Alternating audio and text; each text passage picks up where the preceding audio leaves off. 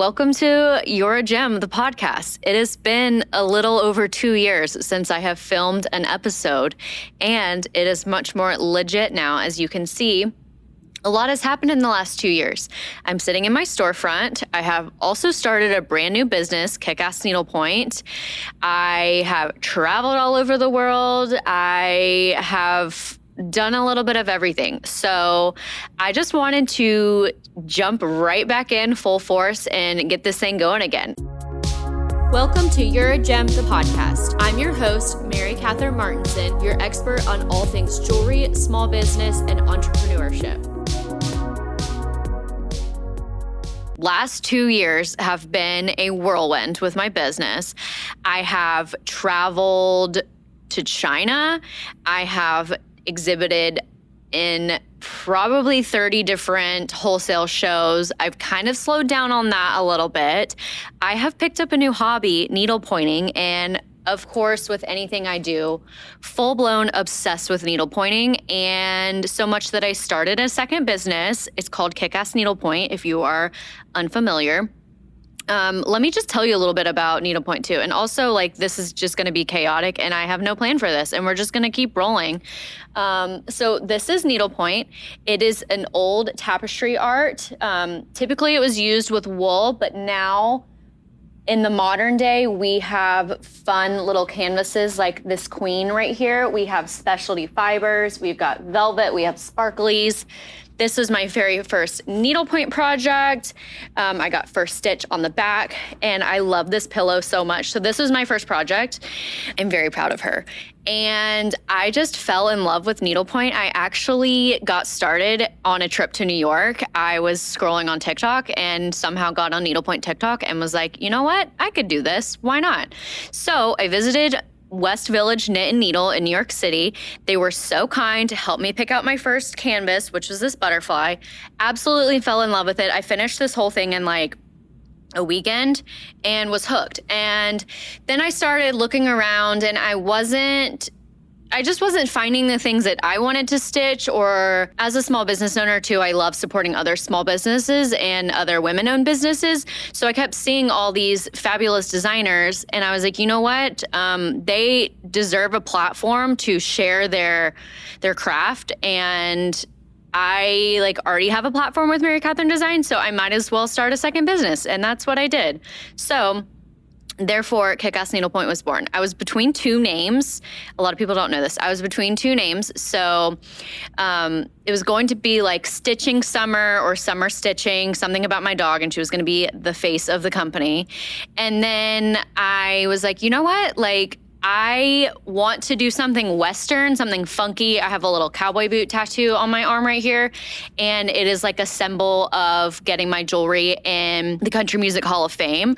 So I kind of wanted to represent that side of my business. Living in Nashville, I've been here 10 years. And I was telling my boyfriend about it and my boyfriend's mom about it. And she was like, why don't you just do Kick-Ass Needlepoint? Kick-Ass Needlepoint. And I was like, wait, I kind of love that. It's edgy, it's modern, it's exactly what I'm going for. And that's why we named it that. It's very different. It's not for everybody, obviously. And I started my online business a year ago. It took off. People were loving it. And I've always wanted a physical storefront. We toyed around with the idea a little bit a few years ago with our space on Charlotte, but it was more pop-up, by appointment only, and decided that really wasn't the space we needed at that time. We decided to move to a warehouse. So we're mostly in our warehouse space and doing all of our fulfillment there. After that, I was like, you know what, it's time. I feel it in my bones. It is time to open a store, and toured a bunch of spaces and fell in love with this one. It's in my neighborhood, fell in love with this space, and I was like, you know what, I'm signing a lease. So signed a lease, and yeah, here we are. We opened in November. It has been a whirlwind. At first, my parents are like, yeah, you're not going to be able to like be there 7 days a week. You're going to have to be open like a limited amount of time. Like just knowing you're going to want to be there. And yeah, so we were open like 3 or 4 days at the beginning, but now we are open 7 days a week. We are so busy every day that we have to be open 7 days a week to go through shipments, to go through everything else. So that's what I've been doing the last 2 years. And I've also needle pointed like hundreds of projects at this point. Ornaments, I'm working on my Christmas village. I've done pillows, I've done frame pieces, a little bit of everything. So yeah, I'm excited y'all are here. I feel like we should do some kind of Whip Wednesdays and show you some projects that I'm working on at some point. I think that could be fun, seeing like what's in my stitch bag, what I'm currently stitching. Maybe talk about some of my favorite fibers and projects I'm hoping to work on, or maybe we'll do my stash. I don't know. Like this podcast is for y'all, but it's also for me because I love to ramble. So I think we could just have a fun place that we could do this together. And this big green couch is iconic. And I thought, what a better place to film the You're a Gem podcast than Kick-Ass Needlepoint / Mary Catherine Design. It's called both. So if you Google Mary Catherine Design or if you Google Kick-Ass Needlepoint, it will send you here. And that's what I loved. We have this little space in the back with all of our jewelry. We've got some jewelry up front. And then everything else is needlepoint. And with Nashville being so touristy, we have so many different tourists coming in. And like maybe you're on a bachelorette trip or you're on a friend trip and you come to Nashville, well, you needlepoint, but maybe your friend doesn't needlepoint, and she's heard you talk about it because all needlepoint people are psychotic and they're obsessed with it, and that's all they talk about is needlepoint and the projects that they're working on. So maybe she's coming to town and she's like, you know what? Needlepoint's not my thing. I like jewelry. I like other little gifty Nashville things that we have in here, but maybe I'm interested in starting or like learning more about it. And that's kind of what I was going for in the store. We have been such a huge place for beginners. We have a whole beginner table at the front. I hope if you're in Nashville, you come visit us because it's so fun. This whole like journey of my business has been like, this is like 11 years into my business now. So I've been around the block. I have exhibited at trade shows. I have done hard things. I've done easy things with my business. And one thing on my list that I have been truly avoiding is public speaking. Your girl is not a public speaker, and I'm very dyslexic. So writing a speech, doing all of that, like that was my worst nightmare. I was one of those kids that would like count ahead the paragraphs at school when you would go around to like popcorn read. So I could like read that paragraph over and over and over and over and over in my head. So when it finally got to me, I would try and read it. That was me as a student. Well, of course, okay, so let me roll back. So I went to a Praise SCAD. I went to SCAD, the Savannah College of Art and Design. They had an alumni program in France. And it was basically just updating you on everything the school's doing, different resources you have as alum, all of that. So while we were there, we got to meet the SCAD speech coach. Shout out Eric Honeycutt. He was so great, so wonderful to meet. And I was like, you know what? I'm never going to need these services because I will never public speak because that is not my thing. So fast forward 2 years, my high school asked me to come speak recently to the middle school and to the National Art Honor Society inductees. And I was like, oh my God, what am I going to do? You can't say no to that. That's a huge opportunity. So I go on LinkedIn and I look up Eric Honeycutt and I message him and I'm like, help, 911, my worst fear has come to fruition. Like I have to public speak. I cannot turn this down. And like, what do I do? We start going over. He's like, okay, write down some ideas. Like, what do you want to do? I'm like writing all these things down. And so he's like, we'd have a couple different coaching sessions. He's like, okay, give me your speech. Like if you were getting up in front of everybody else. Mind you, this is a 15 to 20 minute speech. Okay, he was like, okay, you've done 3 minutes. And like, I was done. And I was like, okay, like, I don't know what to do. Like this has been stressing me out, writing this thing down. Like, do I need note cards? Like, I have not given a speech since like college. And that was well over 10 plus years ago.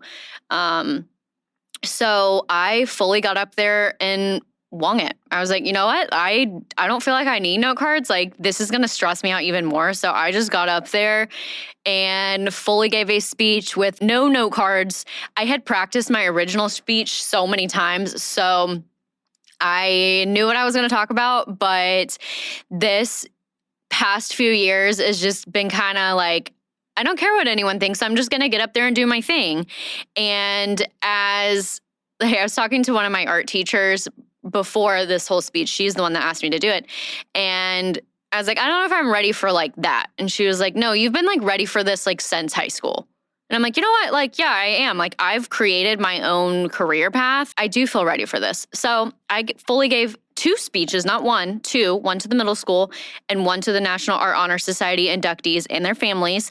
And I also got to spend 2 full days going around campus and talking to different classrooms, which was so cool. And I don't feel like I'm old enough to be mentoring people or like doing any of that, but I'm turning 32 this year, which in my head, I'm still 23 years old. So I keep saying I'm celebrating my 23rd birthday, not my 32nd birthday, because 23 just sounds so much better.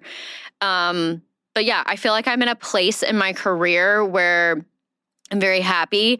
It's been very fulfilling, and I want to celebrate and like continue to document like where I'm at. So yeah, that's kind of what this podcast is about. And I hope to have some special guests. I'm definitely going to be asking questions on like what you want to hear, what you want to know. I have 1,000 million stories I could tell you. I could tell you one time about my most embarrassing moment as a professional. That's always a good story. I told that one to the middle school. And when you're in the moment, there's a lot of things that are scary and not okay. But when you get past them, you look back and you're like, you know what? I survived that. And this was the path that I was meant to take. And I have so many kind of stories about that, about like the universe leading me in this direction, my faith, God, whatever you believe in. There are so many instances on like, okay, I was meant to do this. I thought I was meant to do this, but actually I was meant to go in a different direction. And if this hadn't happened, then this wouldn't have happened. So I might do a whole nother story on that later. But I've been writing a book. It's kind of like when I meet with my therapist, she's like, okay, last time I talked to you, you were writing a book. You went on a retreat. You just randomly booked a trip to China. What else have you been doing? And I'm like, that's kind of my life. Like, the sky's the limit to like, oh, look at that. Look at that sweet angel. Oh, I know. She actually has the hardest job out of all of us. She is the store manager and the greeter, and it is exhausting being the greeter of a little storefront. Oh, there we go. Okay. I know. You're only here for the belly rubs. Okay. I feel like I have had a moment, and let me just go ahead and tell you the most embarrassing story, because this is just a good one, and I feel like this is a life lesson for a lot of people. I told this in both my speeches and on my classroom tour, and I had students coming up to me, not only students, but like parents that I had never met, parents of students, saying, wow, I know exactly how you felt in that moment, and I have been there and done that. But for you to just embrace these kind of embarrassing moments is such a huge, it gives a lot of courage and bravery, and I think kids and young people need to see that. So let me tell you my most embarrassing story.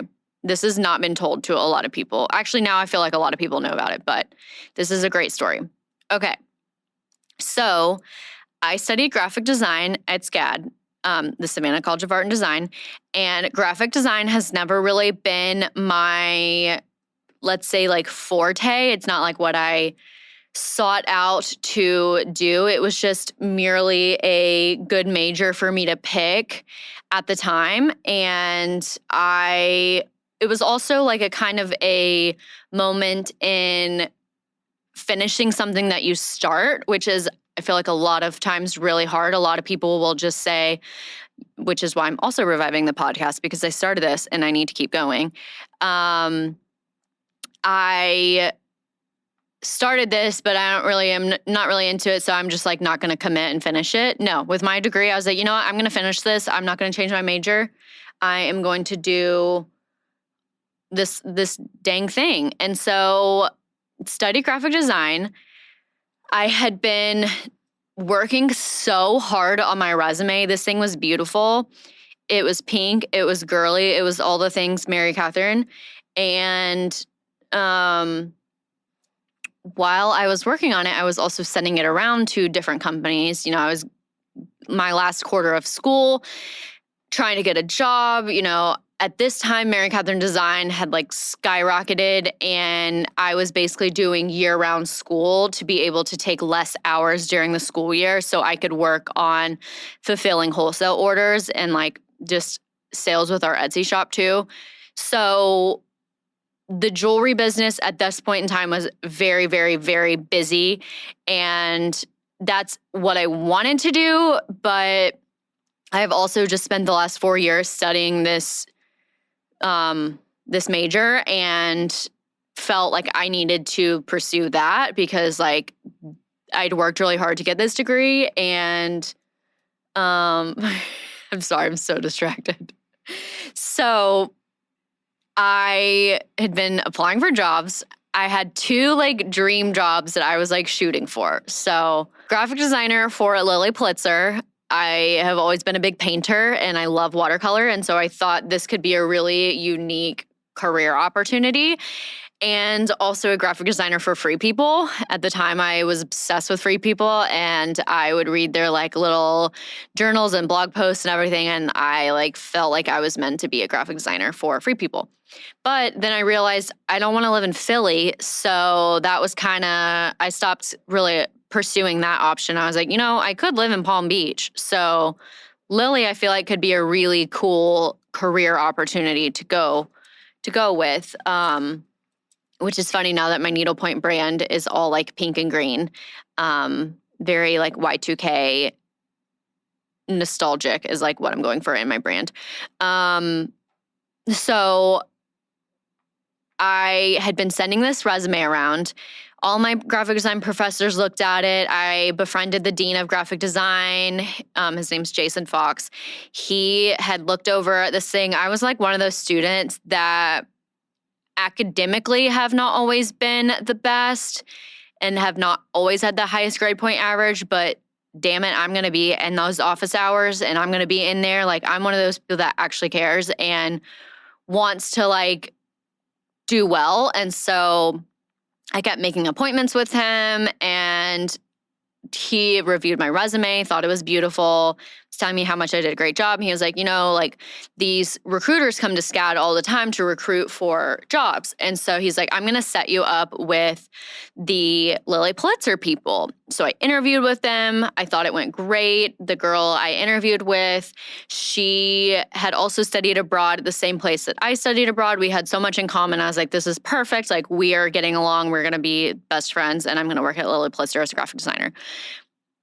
Fast forward, this resume has been sent to everyone I have ever met in my entire life. Like I was forwarding this damn resume around to everyone because I was like, the more people that have eyes on this, the better. And had basically like, you get kind of one shot when you're like applying for a job. So I felt so good about this one shot that I had with Lilly that like the resume, once it was sent off, like I did the follow-up note cards, the thank you cards, like all the things that you need to be doing while you're interviewing for a job. Well, a few weeks later, one of my uncle's friends who at the time worked for Tesla as a product designer, she politely emailed my uncle back and said, hey, we received Mary Catherine's email. It's beautiful. I know she's going to do great in her career, but unfortunately she has misspelled designer as in graphic designer on her resume. And we will not be able to move forward with her application. And I got that email back that like I had misspelled graphic designer on my resume. I had switched the E and the I. And I thought my life was over. I was like, I'm never going to get a job doing graphic design. This is so embarrassing. I cannot tell anybody like why I am doing this. I like, it's truly the most embarrassing thing. You've been studying for 4 years. You've sent this resume out. All your friends are getting fabulous, amazing jobs. Like, all your classmates are like, oh, I got this job doing this, or I got this job doing this. And I'm like, oh my God, I can't even spell designer. And I am trying to be a graphic designer. So I had misspelled graphic designer on my resume as a graphic designer. And I was devastated. I think I spent an entire day crying on my couch. Like, I was so embarrassed. I did not want to tell anybody. I did not want to tell my classmates. I was so embarrassed. I did not want to tell my parents. I was just like, I'm doomed. Like, I'm not going to get a job doing this. And I've just wasted 4 years doing this and let all these people down that have been helping me. Like, all, everyone's like, oh, how's the job interview going? Like, we've been thinking about you and all this stuff. And I was just so embarrassed. And I was like, you know what? This is my sign to like do my own thing. Like, I don't even really like doing graphic design. I'm just doing it because I study that, and like my parents paid a lot of money for me to study that. So I think I'm just going to jump ship and do my business full time. And I had so many people telling me, no, like, maybe you shouldn't do that. Like, it was already kind of weird that you went to art school or did your own thing, but like, no, like, you actually need a job with like health insurance and benefits and like those kind of things. And I was like, you know what? Nope, I'm meant to do my business. So I randomly picked Nashville. I was like, you know what? I'm going to move to Nashville, and I'd come up here. Like, I'm from Huntsville, Alabama. So I had grown up coming up here for concerts and things like that, sporting events. And I was like, you know what? Like, I like Nashville. I had toured all these apartments. And at that time I was like, I don't want to do a roommate. Like, I think I'm better just living by myself. I've got lots of hobbies and crafts, and I have a dog. And so just a lot of things going on, and I'm just better living by myself. And so toured this apartment, and I was like, oh my gosh, this is amazing. I'm going to sign this lease on this extremely expensive apartment. And now basically I have to sell enough jewelry to pay my rent every month and then some. And that's what I did. So been here for like 11 years, 12 years, 10 years. I don't know. I've been here for 10 years. But a few years ago, where I was going with this, there is a point to this story. Okay. Where I was going with this is a few years ago, maybe 2023, I think. My mom and I went to Lacoste, France, where I studied abroad, to the SCAD alumni program. I walk in, and this is like a reunion of like different professors and just like staff at school, career and alumni services. There's so many cool people there. I walk in, and Jason Fox is standing there. And I walk up to him, and I'm like, Jason, I know you have no idea who I am. I graduated like a long time ago, and I just have to tell you this story. And he was just staring at me. And so I told him the story. This is my dean of graphic design. That I had misspelled designer on my resume. He had proofread it. My dad, who's an attorney, proofread it. My aunt, who's a copywriter, proofread it. Everyone I know has looked at this resume. No one caught it. It was just one of those things I think people like glanced over, and they were more looking at like the like form of the resume and how it looked visually versus like the actual content of it, because I was applying for a job as a graphic designer. So that was more important at the time than the like actual copy of it. But the copy ended up being like the more important piece of that. But so I tell him the story. He's just staring at me like, I'm so sorry. He's like, he couldn't stop apologizing. And I was like, it's okay. It's okay. Like, I've cried over this moment so many times. I have written a chapter of this in my book. Like, you are a whole chapter in my book. And I have gotten to a place where like, if I hadn't have misspelled designer on my resume, and maybe I had gotten a job with Lilly Pulitzer as a graphic designer or another job doing something else, I wouldn't be pursuing my business full time. And like, this is truly what makes me so happy. And like, I feel like my life purpose. And it's just funny full circle. Like, I come to this alumni retreat. I'm like going into 10 years in business. I think at that time it was like 8 years full time. And here you are, like of all the people I could run into here, of all the professors and like people I've like taught me, like just, it was really cool seeing you here. And he was like, thanks, for sharing the story, whatever. So in the fall, I got invited to a breakfast with the president, and I walk in and there's Jason Fox, and I walk straight up to him and he's like, I don't remember your name, but I remember your face and I remember your resume.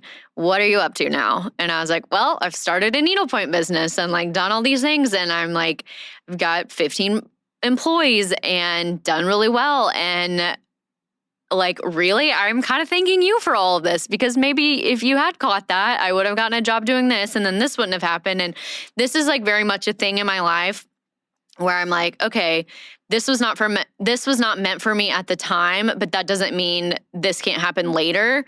I have a friend that says yet, like, you're not meant for this yet. You may still be meant for it, but not right now, and not when the time is right and the cards are right. And that's how I feel about my storefront too.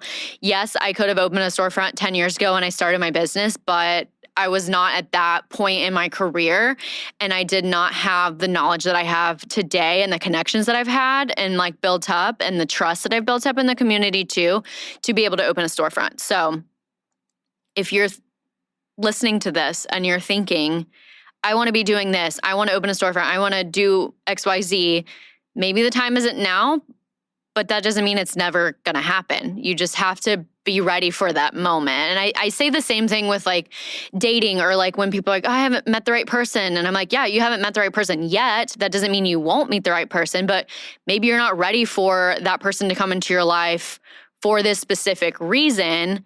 And whatever is like helping you get to that moment, you'll be ready to meet them then.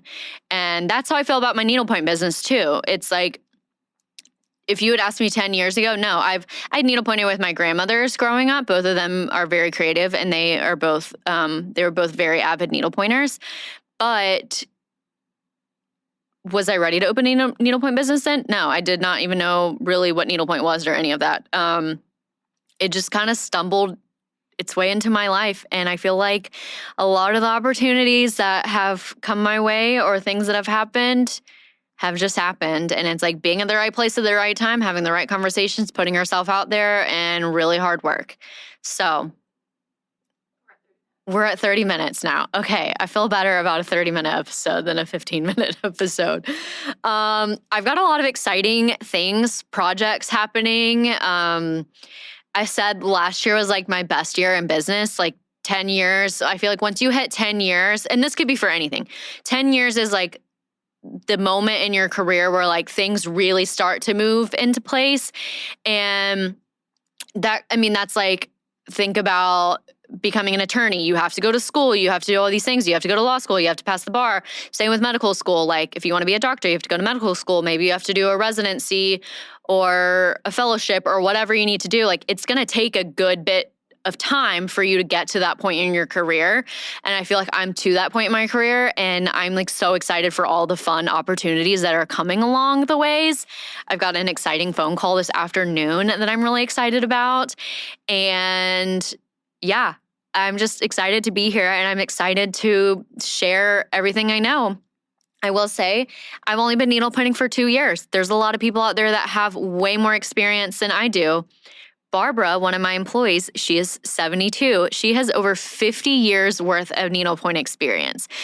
And I'm so glad she has found our store and reached out to me and was like, I want to work there. So maybe we'll have Barbara on the podcast sometime. She's a wealth of knowledge. And there's just so many cool people out there that I want to share with you, and I want to share stories. And yeah, I'm excited to be here. So thank you. And I hope you all tune in again. I don't know what else to say. Bye.